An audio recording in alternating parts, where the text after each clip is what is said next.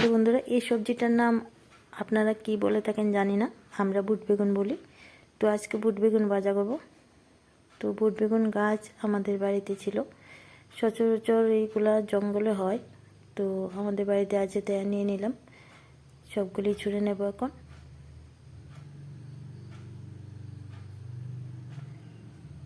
এভাবে নিয়ে ভালো করে ধুয়ে নিলাম। এখন কেটে নেব। কাটার পর জলে ফেলতে হবে, না হলে কালো হয়ে যাবে। তো সবগুলো কেটে নেব। তো এইদিকে কাটা হয়ে গেল। তো কড়াইতে দিয়ে দিলাম তেল।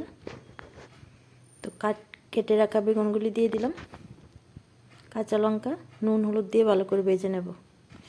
এর মধ্যে আর কিছু দরকার পড়ে না, আপনারা চাইলে পেঁয়াজ দিতে পারেন। বুট বেগুন ভর্তাও খাওয়া যায়, আরেকটা ভিডিওতে নাও আমি দেখাবো। যদি আপনারা দেখতে চান তাহলে কমেন্টে জানাবেন। প্রথম গ্যাসের আঁচটাকে বাড়ি দিয়ে ভাজবো। তো যখন জলটা শুকিয়ে যাবে তখন গ্যাসের আঁচটা কমিয়ে এভাবে কড়কড়া করে নামিয়ে নেব। খুবই দারুণ লাগে খেতে। এর মধ্যে কোনো মশলাই লাগে না, এইভাবে খেতে খুবই দারুণ লাগে। তো আপনারা যদি ভালো লাগে তাহলে কমেন্টে জানাবেন বুট বেগুন ভর্তার রেসিপিটা দেখতে চান কিনা।